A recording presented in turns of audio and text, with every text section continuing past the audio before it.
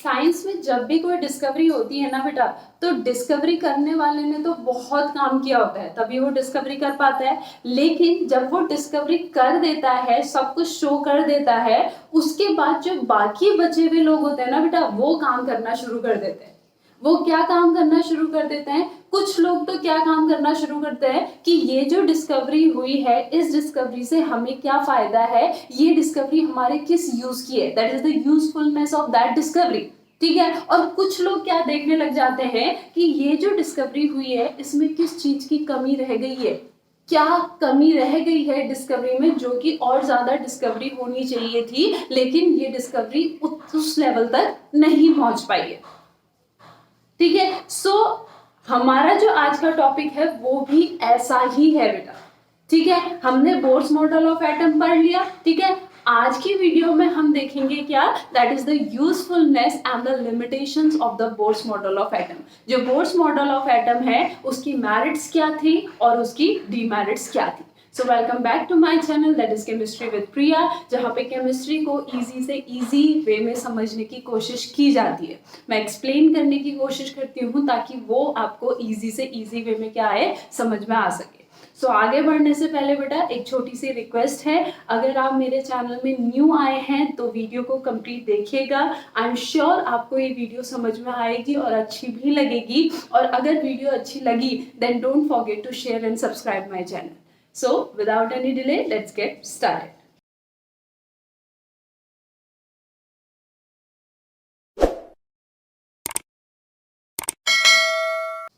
So बेटा Bohr ने इतना काम किया, एक मॉडल, उसने मॉडल के बारे में बताया, तो ऑब्वियस सी बात है उसको बहुत ज्यादा हार्डवर्क करना पड़ा होगा। तो ऑब्वियस सी बात है हार्डवर्क करना पड़ा है, तो पहले हम उसकी क्या पढ़ लेते हैं बेटा, मेरिट्स पढ़ लेते हैं कि उसकी जो थ्योरी आई वो हमारे लिए कैसे यूजफुल हुई, और उसके बाद हम उसकी क्या देखेंगे, डीमेरिट्स देखेंगे। तो first we talk about the merits. हम पहले मेरिट्स की बात करते हैं। तो देखो बेटा, बोर थ्योरी से पहले जो हमने थ्योरी पढ़ी थी that is Rutherford model of atom, वो रदरफोर्ड का मॉडल था। ठीक है। और रदरफोर्ड मॉडल की जो मेन लिमिटेशन थी वो क्या थी कि रदरफोर्ड मॉडल आपका एटम की स्टेबिलिटी को एक्सप्लेन नहीं कर पाया था।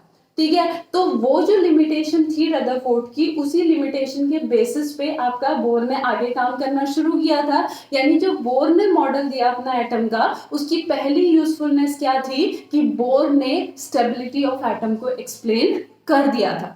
ठीक है। सो बोर थ्योरी ने क्या किया, bore theory explain the stability of an atom.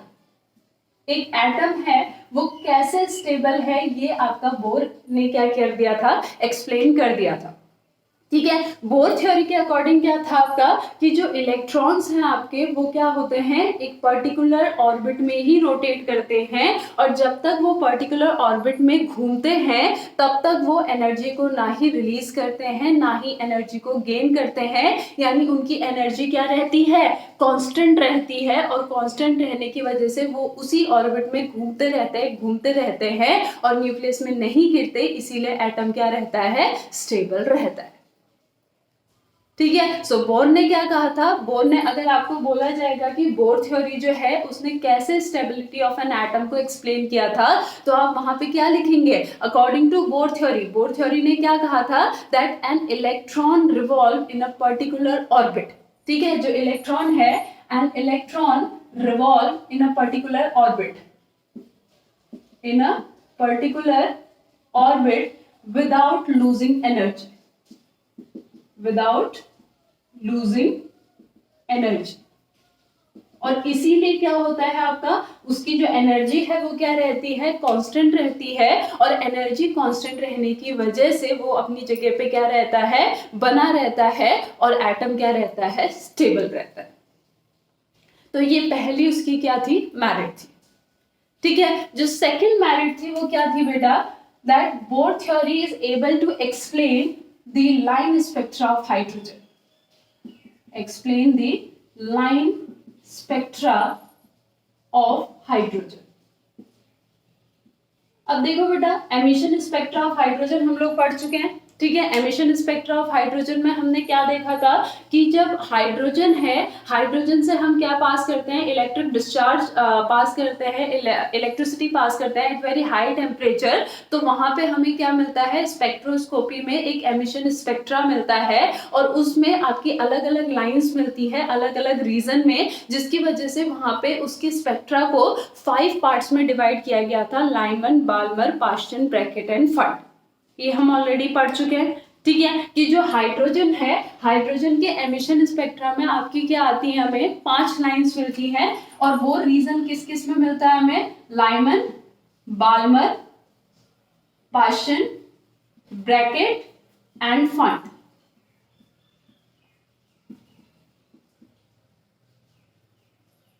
ये हम पढ़ चुके हैं। ठीक है, अब ये बोला गया, जब तक bore model of atom explain नहीं हुआ था तब तक ये कहा गया कि जो हाइड्रोजन है, hydrogen contain only 1 electron, hydrogen में सिर्फ एक ही इलेक्ट्रॉन होती है, तो जो उसकी एमिशन स्पेक्ट्रा बनती है उसमें इतनी सारी लाइंस कहाँ से आती है। ठीक है, एक इलेक्ट्रॉन है तो एक ही लाइन होनी चाहिए, लेकिन इतनी सारी लाइंस कहाँ से आती है, तो ये किसने एक्सप्लेन किया था, ये एक्सप्लेन किया था बोर ने। ठीक है, देखो बोर ने क्या कहा था, बोर ने ये कहा था कि जो इलेक्ट्रॉन होता है वो क्या करता है, एक पर्टिकुलर ऑर्बिट में क्या करता है, रिवॉल्व करता है, घूमता है। ठीक है, जैसे ही हम क्या करेंगे, उस इलेक्ट्रॉन को क्या देंगे, आपका एनर्जी देंगे, वो क्या करेगा, एनर्जी को एब्जॉर्ब करेगा। एनर्जी को एब्जॉर्ब करने की वजह से वो क्या करेगा, उस ऑर्बिट से हायर एनर्जी लेवल के ऑर्बिट पे क्या कर देगा, जंप कर देगा।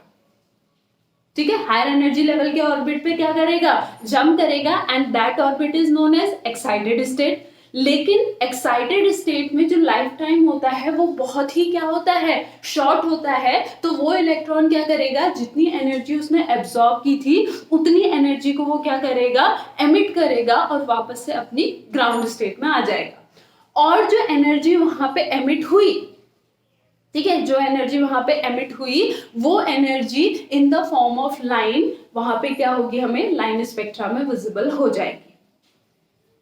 ठीक है, कैसे विजिबल होगी, देखो ये भी बोर ने एक्सप्लेन किया था।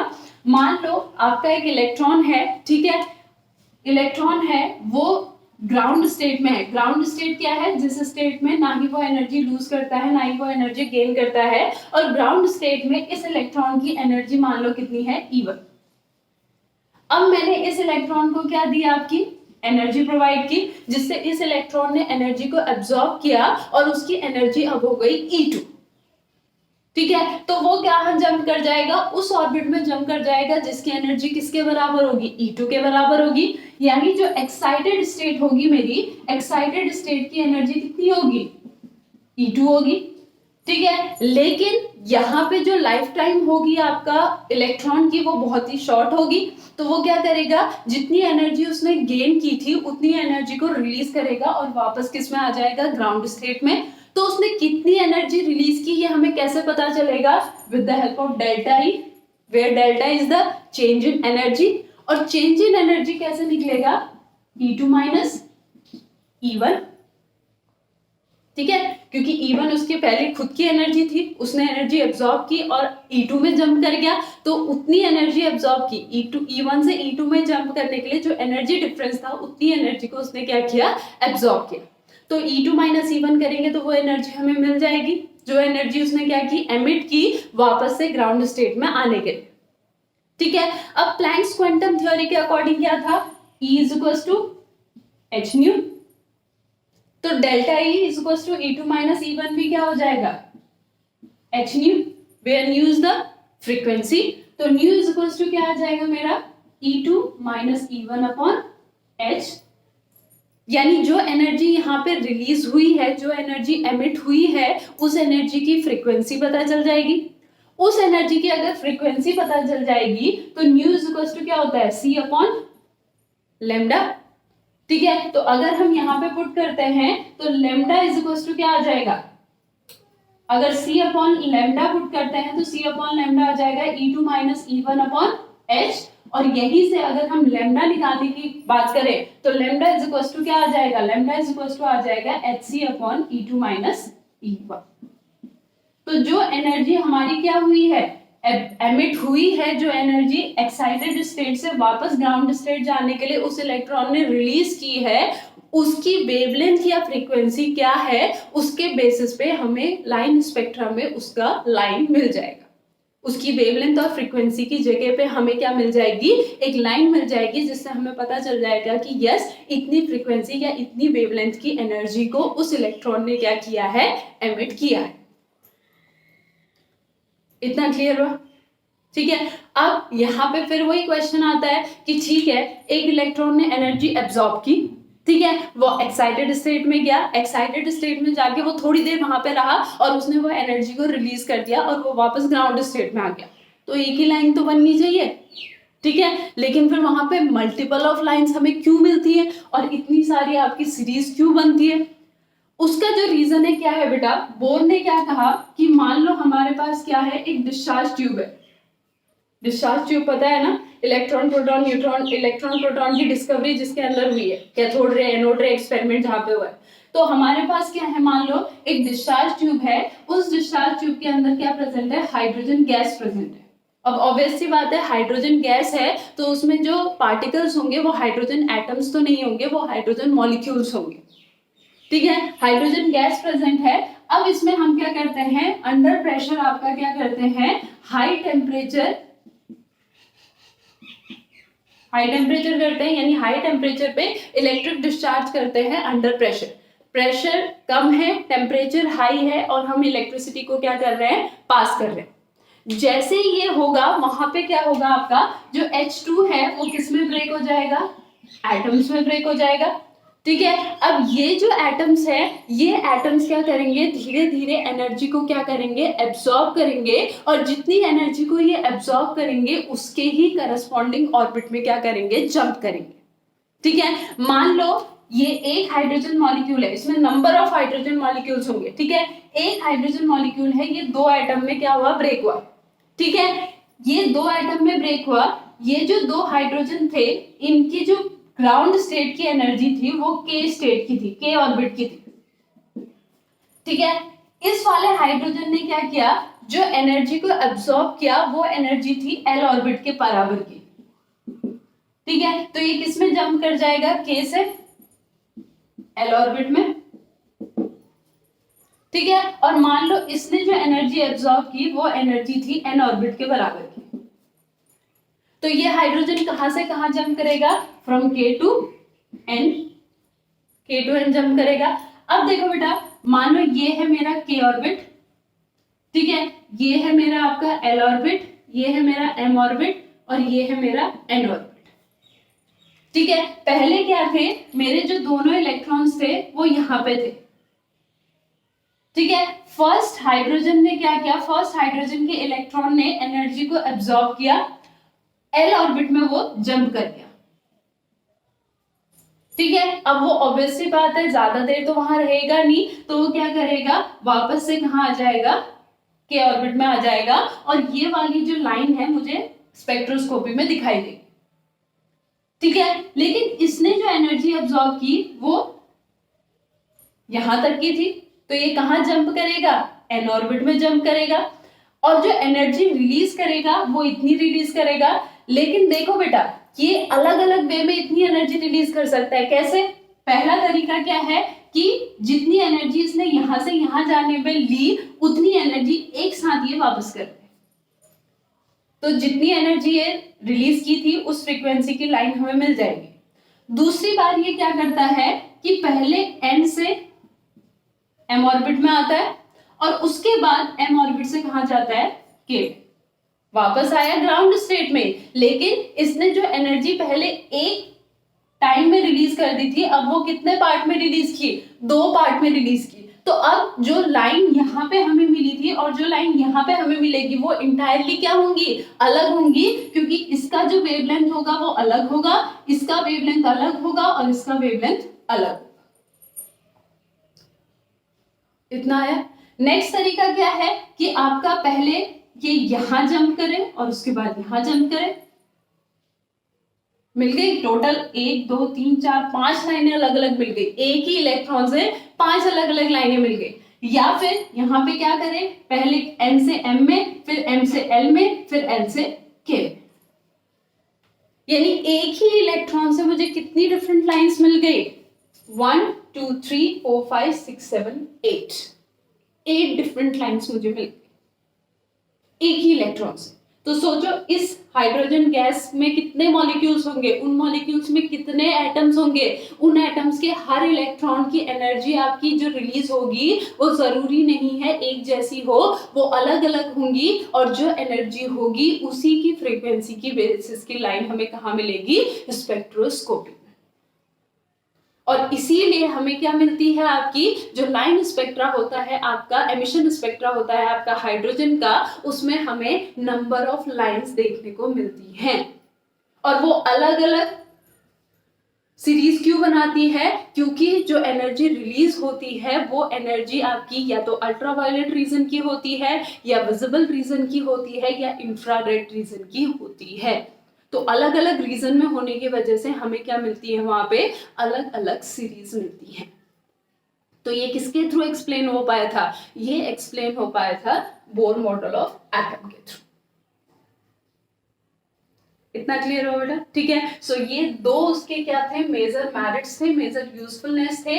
एक तो वो एटम की स्टेबिलिटी को एक्सप्लेन कर पाया था, दूसरा उसने क्या एक्सप्लेन किया था, जो हाइड्रोजन है उसका एमिशन स्पेक्ट्रा या लाइन स्पेक्ट्रा, कि उसके एमिशन स्पेक्ट्रा में इतनी सारी लाइंस कैसे आती हैं। क्लियर, आई होप समझ में आया होगा बेटा, ठीक है। सो आप इसको नोट डाउन कीजिए, then we will talk about the demerits of Bohr model of atom. Now we'll talk about the demerits or limitation.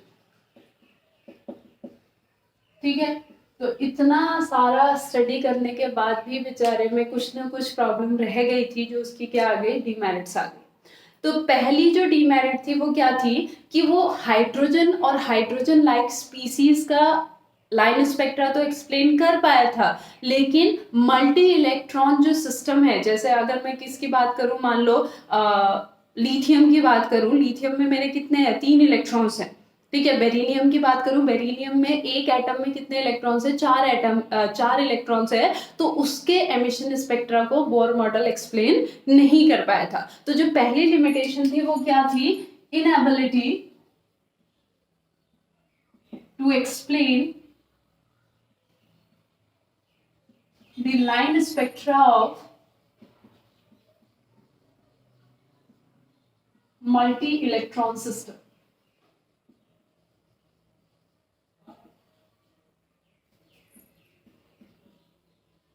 ठीक है। सो जो आपका बोर मॉडल ऑफ एटम था वो hydrogen and hydrogen like species का emission spectra तो explain कर पाया था, लेकिन मल्टी इलेक्ट्रॉन एटम का एमिशन स्पेक्ट्रा उसके थ्रू एक्सप्लेन नहीं हो पा रहा था, ठीक है। उसके साथ साथ जब हाइड्रोजन के स्पेक्ट्रा को, जो हाइड्रोजन का एमिशन स्पेक्ट्रा था, हाइड्रोजन के एमिशन स्पेक्ट्रा को एक हायर रिजोल्यूशन के स्पेक्ट्रोस्कोप से देखा गया, ठीक है। एक ज्यादा अच्छे स्पेक्ट्रोस्कोप से जब देखा गया तो उसमें ये देखा कि जो लाइमन बाल्मर पास्चन सीरीज में जो फाइन लाइंस आ रही है, उनके अंदर भी क्या प्रेजेंट है, वो भी छोटी छोटी लाइंस में क्या प्रेजेंट है, डिवाइड हो रखी है। जैसे हमारी स्केल होती है ना बेटा, स्केल में क्या होता है, 1 सेंटीमीटर 2 सेंटीमीटर, फिर उसके बीच में आपकी क्या प्रेजेंट होती है, लाइंस प्रेजेंट होती है, ठीक है। तो हायर जो स्पेक्ट्रोस्कोप है, जो हायर रिजोल्यूशन वाला स्पेक्ट्रोस्कोप है, उसमें जब एमिशन स्पेक्ट्रा देखा हाइड्रोजन का, तो वहां पे क्या देखने को मिला कि ये जो लाइंस हैं, ये लाइंस भी और फाइन लाइंस में स्प्लिट अप हो रखी हैं। तो ऐसा क्यों है, ये bore model of atom explain नहीं कर पाया था, ठीक है। तो बोर मॉडल ऑफ एटम क्या एक्सप्लेन नहीं कर पाया था, एक तो मल्टी इलेक्ट्रॉन एटम के एमिशन स्पेक्ट्रा का एक्सप्लेन नहीं कर पाया था, और दूसरी बात वो क्या एक्सप्लेन नहीं कर पाया था कि अगर हम हाई रेजोल्यूशन के स्पेक्ट्रोस्कोप से हाइड्रोजन का एमिशन स्पेक्ट्रा देखेंगे तो जो लाइंस है वो फाइन लाइंस में और स्प्लिट होती हुई दिखाई देती हैं। तो वो क्यों दिखाई देती हैं, ये बोर मॉडल एक्सप्लेन नहीं कर पाया था। पहली लिमिटेशन इसकी ये थी। दूसरी जो लिमिटेशन थी, दूसरी डीमेरिट थी आपकी, वो थी आपकी inability to explain Zeeman effect and Stark effect. दो इफेक्ट है बेटा यहाँ पे, Zeeman effect and Stark effect. ये दोनों इफेक्ट आपका Bohr model of atom explain नहीं कर पाया था। अब जो ये जीमन इफेक्ट होता है, ये क्या होता है? Zeeman effect is the splitting of the spectral lines in the presence of magnetic field. जो एक्सपेरिमेंट यहाँ पे परफॉर्म किया गया हाइड्रोजन को डिस्चार्ज ट्यूब में लेके, अगर वहां पे एक मैग्नेटिक फील्ड अप्लाई कर दें तो मैग्नेटिक फील्ड के अप्लाई होने से जो लाइंस वहां पे बन रही है वो क्या हो जाएंगी? स्प्लिट हो जाएंगी। तो ऐसा क्यों होता है ये bore model of atom explain नहीं कर पाया था। और स्टार्क इफेक्ट क्या होता है? Splitting of light in the presence of electric field. जो लाइंस हमें मिली हैं स्पेक्ट्रोस्कोपी में, अगर वहां पे इलेक्ट्रिक फील्ड एरिया अप्लाई कर दें तो वो लाइंस क्या हो जाएंगी? स्प्लिट अप हो जाएंगी। तो ऐसा क्यों होता है ये भी बोर मॉडल एक्सप्लेन नहीं कर पाया था। तो जीमन इफेक्ट क्या है? Zeeman effect is the splitting of spectral lines in the presence of magnetic field, that is Zeeman effect. वो मेरा जीमन इफेक्ट हो जाएगा। और in the presence of electric field,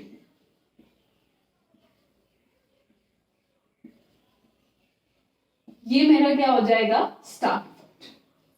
magnetic field की प्रेजेंस में स्पेक्ट्रल लाइंस का split up होना Zeeman effect, और इलेक्ट्रिक फील्ड की प्रेजेंस में स्पेक्ट्रल लाइंस का स्प्लिट अप होना, ये हमारा क्या होगा? Stark effect. तो बोर थ्योरी ये दोनों इफेक्ट एक्सप्लेन नहीं कर पाया था। ठीक है। नाउ जो थर्ड लिमिटेशन थी वो क्या थी? Inability to explain the 3D model of atom. देखो बोर ने क्या कहा था? बोर ने कहा था कि एटम के सेंटर पे न्यूक्लियस होता है और उसके अराउंड इलेक्ट्रॉन्स आपके पर्टिकुलर सर्कुलर ऑर्बिट में क्या करते हैं? रोटेट करते हैं। ठीक है, यानी सर्कुलर ऑर्बिट में रोटेट करते हैं। अब सर्कुलर है तो सर्कल जो है वो हमारा क्या है? 2D स्ट्रक्चर है। लेकिन जो एटम है, बाद में जब आपकी ज्यादा डिस्कवरी हुई, ज्यादा स्टडी हुई, तो ये देखा गया कि atom is a 3D structure. तो अगर इलेक्ट्रॉन्स आपके सर्कुलर ऑर्बिट में रोटेट करते हैं तो जो एटम है वो 3D कैसे हुआ? जबकि एटम 3D है। एटम आपका क्या है? एक 3D स्ट्रक्चर है, और सर्कल आपका क्या है? 2D स्ट्रक्चर है। तो जब इलेक्ट्रॉन सर्कल में रोटेट करते हैं तो वो एटम को 3D शेप में कैसे कन्वर्ट कर पाते हैं, ये आपका बोर एक्सप्लेन नहीं कर पाया था। ठीक है, तो वो ये नहीं बता पाया था कि अगर इलेक्ट्रॉन सर्कुलर ऑर्बिट में रोटेट करते हैं तो एटम का जो शेप होता है वो 3D क्यों होता है। एटम का जो आपका मॉडल है वो 3D कैसे निकलता है, 3 डायमेंशन में कैसे निकलता है। ठीक है, नेक्स्ट जो यहाँ पे लिमिटेशन थी वो थी आपका inability to explain the shape of molecule.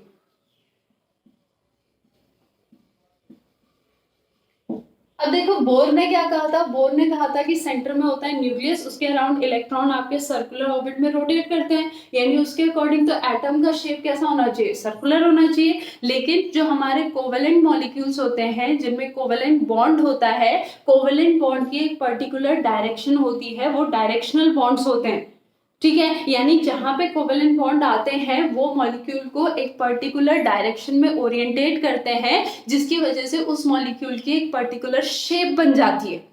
तो वो कैसे होता है ये चीज बोर मॉडल एक्सप्लेन नहीं कर पाया था। तो बोर मॉडल ना ही ये एक्सप्लेन कर पाया था कि जो एटम है उसका 3D स्ट्रक्चर कैसे बन पाता है, और ना ही वो ये एक्सप्लेन कर पाया था कि जो आपके मॉलिक्यूल्स हैं उनकी शेप कैसे बनती है अगर इलेक्ट्रॉन सिर्फ सर्कुलर ऑर्बिट में ही रोटेट करते हैं तो वहां पे शेप कैसे बन पाती है। ठीक है, एंड फिफ्थ पॉइंट जो यहाँ पे ये एक्सप्लेन नहीं कर पाया था, that is inability to explain the de Broglie concept of dual nature of matter and Heisenberg uncertainty principle।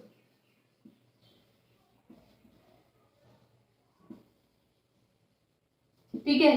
तो ये दो जो हमारे आपके बाद में डिस्कवर हुए हमारे दो कॉन्सेप्ट, ए वन तो आपका डी ब्रोगली कॉन्सेप्ट, ठीक है, ड्वेल नेचर ऑफ मैटर का, और दूसरा हेजनबर्ग अनसर्टेनिटी प्रिंसिपल। ये जो दो डिस्कवरी हुई, इन डिस्कवरी के अकॉर्डिंग इन डिस्कवरी को आपका जो बोर्ड था वो एक्सप्लेन नहीं कर पा रहा था कि ये डिस्कवरी हो रही है तो ये कैसे हुई है। ये बोर मॉडल एक्सप्लेन नहीं, बोर मॉडल के थ्रू इन कॉन्सेप्ट को एक्सप्लेन नहीं किया जा सकता। तो ये जो कॉन्सेप्ट बाद में डिस्कवर हुए, जो अभी हम आगे की वीडियोस में पढ़ेंगे बेटा कि ये दोनों कॉन्सेप्ट है क्या, तो इन कॉन्सेप्ट का explanation de Broglie model of atom नहीं दे पा रहा था, सेटिस्फाई नहीं कर पा रहा था। ठीक है, तो ये आपकी डी ब्रोगली की क्या थी, डीमेरिट्स थी। पहली डीमेरिट क्या थी आपकी कि वो आपका line spectra of multi electron system को एक्सप्लेन नहीं कर पाया था, और साथ ही साथ हायर रेजोल्यूशन के स्पेक्ट्रोस्कोप से देखने पे जो हाइड्रोजन की लाइन स्प्लिट अप हो रही है फाइन लाइंस में, वो क्यों हो रही है ये भी एक्सप्लेन नहीं कर पाया था। साथ ही साथ वो क्या एक्सप्लेन नहीं कर पाया था कि जो स्पेक्ट्रल लाइंस है वो मैग्नेटिक फील्ड और इलेक्ट्रिक फील्ड की प्रेजेंस में क्यों स्प्लिट अप हो जाती है, यानी कि वो जीमैन इफेक्ट और स्टार्क इफेक्ट को भी एक्सप्लेन नहीं कर पाया था। थर्ड, आपका जो 3D मॉडल है एटम का उसको भी वो एक्सप्लेन नहीं कर पाया था। जो शेप है मॉलिक्यूल्स का वो उसको भी एक्सप्लेन नहीं कर पाया था। इन कॉन्सेप्ट्स को वो एक्सप्लेन नहीं कर पाया था कि क्यों एटम का मॉडल 3D है और क्यों जो मॉलिक्यूल्स है उनका एक पर्टिकुलर शेप होता है। और साथ ही साथ जो फ्यूचर में हमारे डी ब्रोगली कॉन्सेप्ट और हेजनबर्ग अनसर्टेनिटी प्रिंसिपल आए बोर के बाद, उनके कॉन्सेप्ट को भी बोर की थ्योरी सेटिस्फाई नहीं कर पा रही थी। क्लियर? आई होप आपको मेरिट्स एंड डीमेरिट्स क्लियर हुए होंगे बेटा। अगर कोई डाउट है तो मुझे कमेंट सेक्शन में बताइएगा, मैं आपके डाउट को सॉल्व करने की कोशिश करूंगी। और अगर आपको मेरा वे ऑफ टीचिंग अच्छा लगा then don't forget to subscribe and share my channel. That's all for today. I will meet you in my next video. Thank you so much.